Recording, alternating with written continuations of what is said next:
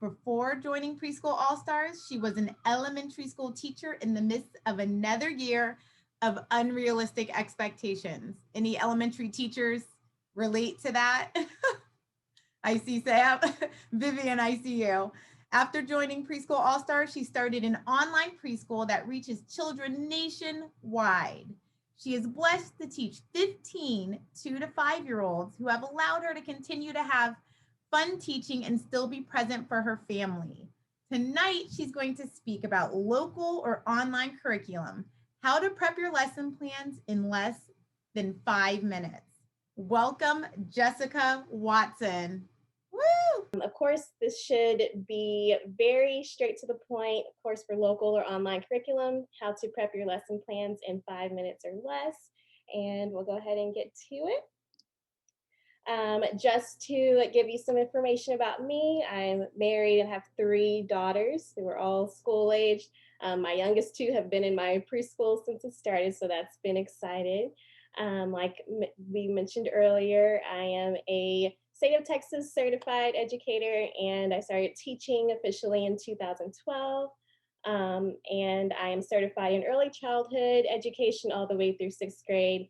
And along the way, I've gotten certified in ESL and teaching English as a second language, as well as international baccalaureate. So being able to present more well-rounded cultural ideas to students across the world in a global perspective is what, if you're not familiar with IB, that's what it's for. I have my master's in language and literacy, so anytime I teach, I really try to push those components because they're really like the building blocks of learning.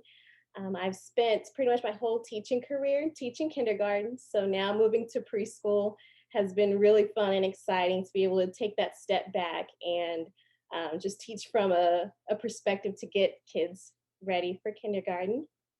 And I started my online preschool in January of this year. I had over 26 students enrolled at the beginning, and they were all between the ages of 2 and 5 years old. And my preschool is called Got to Learn Preschool. And so any information that you see on the handout that's going to be posted will just give information on how you can reach me there or through my Facebook page as well. All right, so we're just going to talk about 4 different reminders to use while you're lesson planning. It's number 1, don't let it be overwhelming. All of my fellow public school teachers, private school teachers know that you can easily spend your whole weekend planning and spending that time away from your family, and that was something I did not want to continue. So these 4 ways will help you really zero in on how to make your lesson plans work for you throughout your weekly lessons. Number 1, having a systematic approach. So we're going to talk about what is your structure and how you will organize your class. And number 2, let me make sure I move the stuff out of the way. There we go. Your learning objectives. And those just cover what will your students be able to accomplish at the end of your lesson. And we'll discuss those further. The 3rd key reminder are your curriculum components. You want to make sure that your curriculum matches your objectives. So we'll talk about that after discussing what your objectives might be. And then lastly, your teaching components. What are the key areas that you want to teach? And we'll discuss those in detail as well. So first is the systematic approach. That's where you want to decide what kind of structure you want for your lessons and how you're going to organize your class. So on each one of these areas that I talk about, I'm going to discuss what it is and then what does it look like. So your systematic approach, that's label stuck out to me in November, I think it was, when Joy held a bonus session with one of our preschool all-stars, Deborah Browning.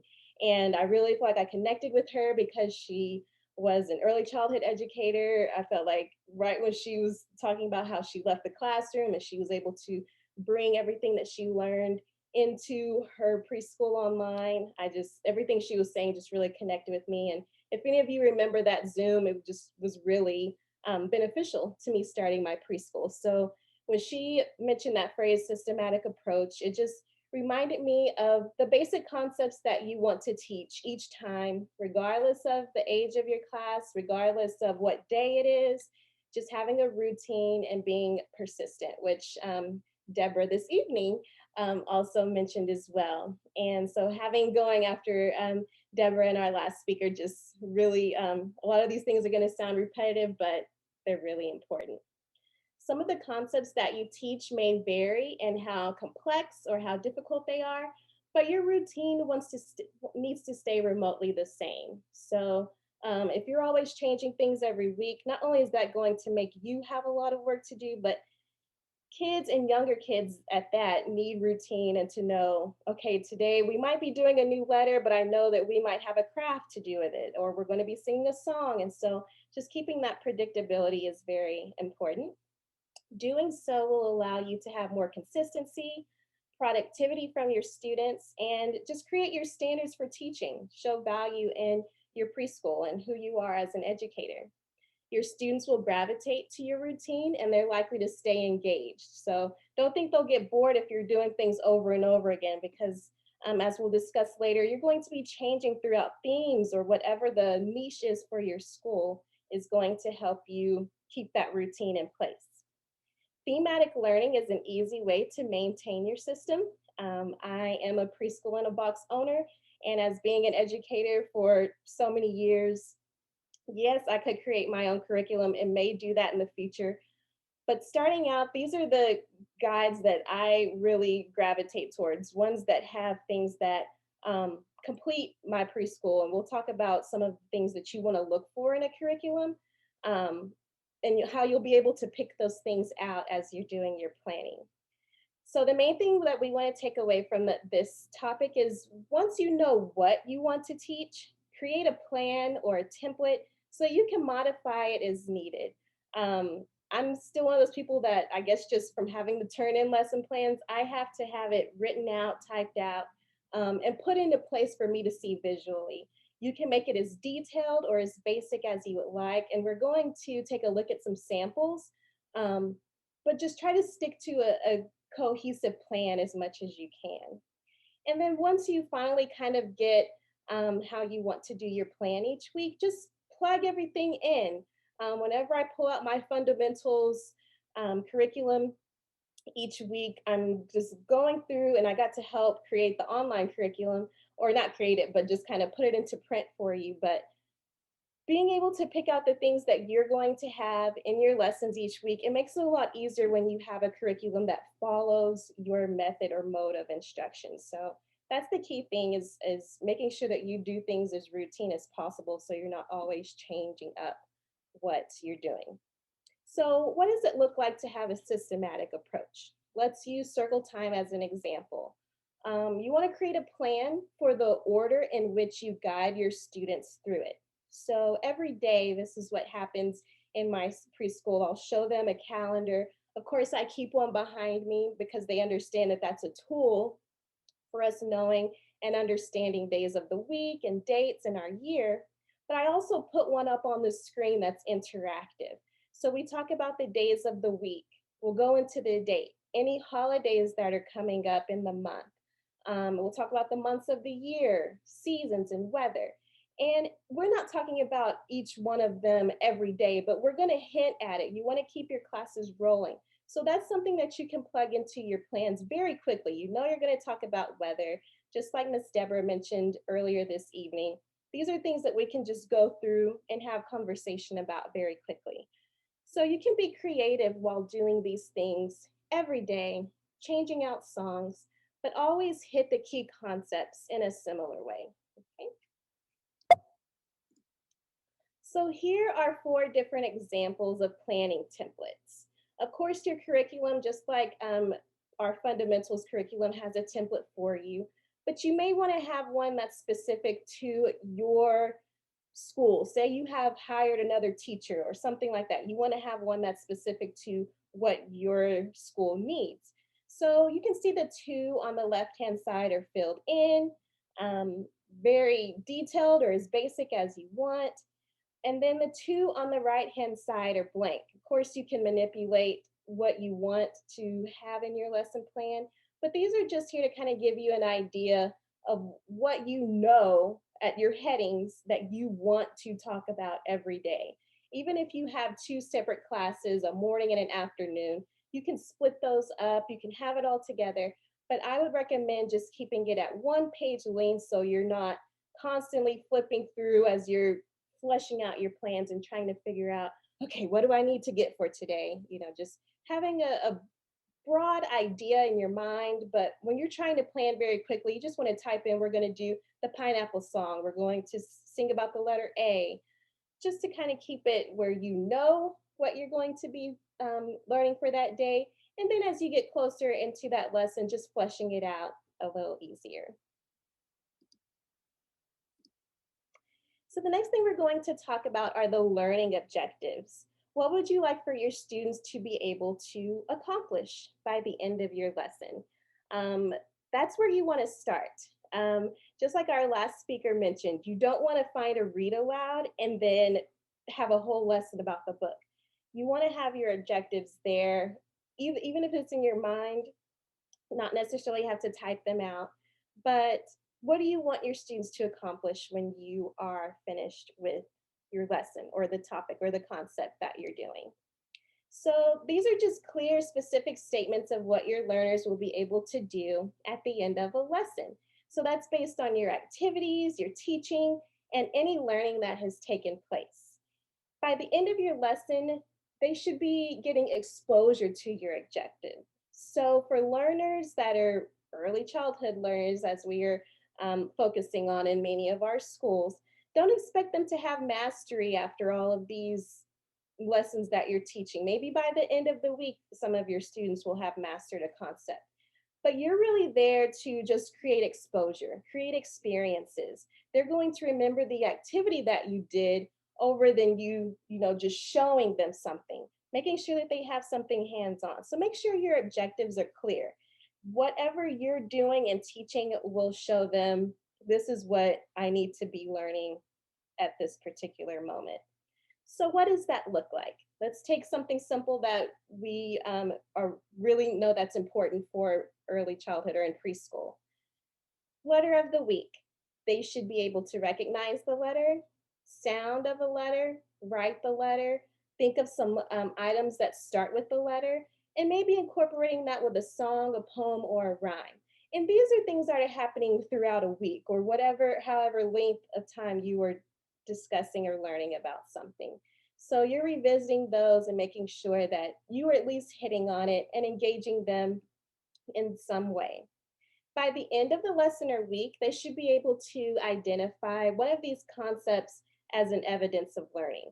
They may not get the sound, but they may be able to visually recognize or remember, oh yeah, we did that letter craft where I got to, and then they're making that connection. So you just want to make sure that you are gathering your objective from different angles. As you know, you're going to have lots of different types of learners in your preschool. So just making sure that you understand that there's lots of different ways to get to your objective and goal.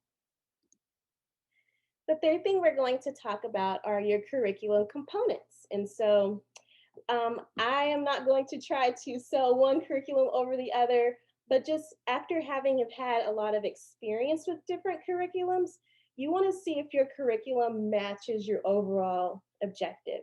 And that's going to help you plan your lessons a lot quicker. Because like I said, when I go through the fundamentals curriculum, I'm able to find exactly what I need and plug it right in. And that's what's going to help you over a period of time.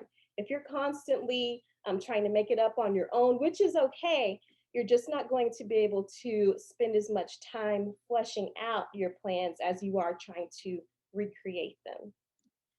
So some important curriculum components that you want to make sure when you are choosing a curriculum, that it hits your social, emotional, physical, language, and cognitive needs for young children. So what that looks like is, say, for social, is there sharing time? Do they have time to talk about themselves? Kids love to talk about themselves, whether it's on topic or off topic. Allowing them to have an opportunity to make connections, having a question of the day, Just in that social component, I hit on one of those things every day in my preschool. Thursday is question of the day. Wednesday, we're going to make connections. Monday, we're going to have sharing time. Tuesday, show and tell. And before you have it, they feel like they've been included in whatever the topic or theme is for that week. Emotional component. Every morning, I have a daily check in. I know it's early morning when we get started. Not everybody's feeling good. Not every morning I'm feeling good. So, just having that honesty, checking in with ourselves and how we're feeling. Um, I ask everybody to give me a big smile and how good that makes us feel. I'm just making sure that we're touching base on that emotional component, no matter how big or how small. Having special lessons for social emotional learning. I would hit on that.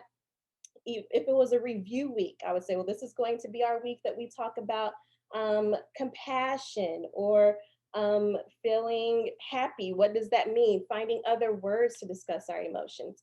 And using relevant read alouds throughout the time can help you hit that component. Does your curriculum leave room for physical um, parts? Are you breaking for movement? Are you talking about health related lessons? Incorporating music and movement, those things should be in there daily, just as you would in person. It may look different online, but there is a way to reach that. And then language. Students need to be, or kids need to be read to every day. Even if their parents aren't reading to them every day, they know that Miss Jessica or Miss So and so, teacher so and so read to my child today. And that's being read to helps your children learn how to speak. And they start with fluency and other things in their own reading from that. Having opportunities for emergent writing.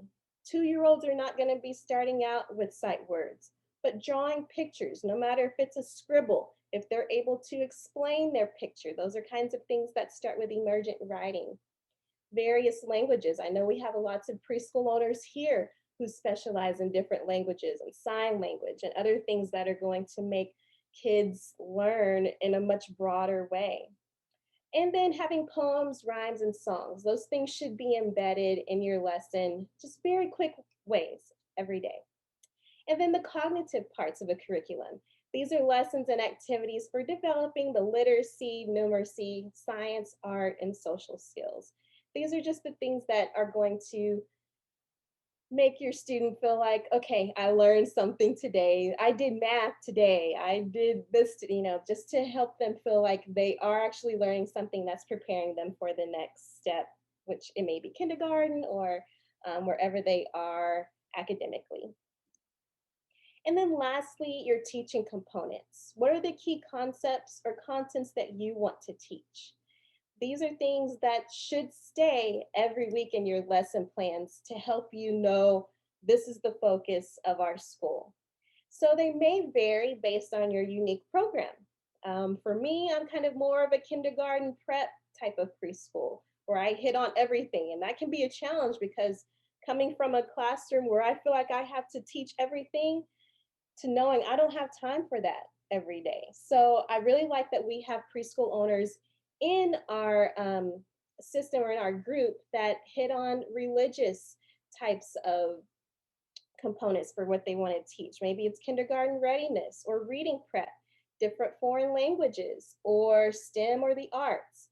Having an SEL, social emotional learning preschool, or financial literacy. I've seen all of these kinds of niches that are being presented in our group. And it's so exciting because it's like, man, I wish I could hit on those things for summer camp. Or, I mean, no matter what your teaching component is, there are staples that you want to teach every time your class meets. And once you get your template ready, you know this is not going to change. And you're able to put these things in very quickly.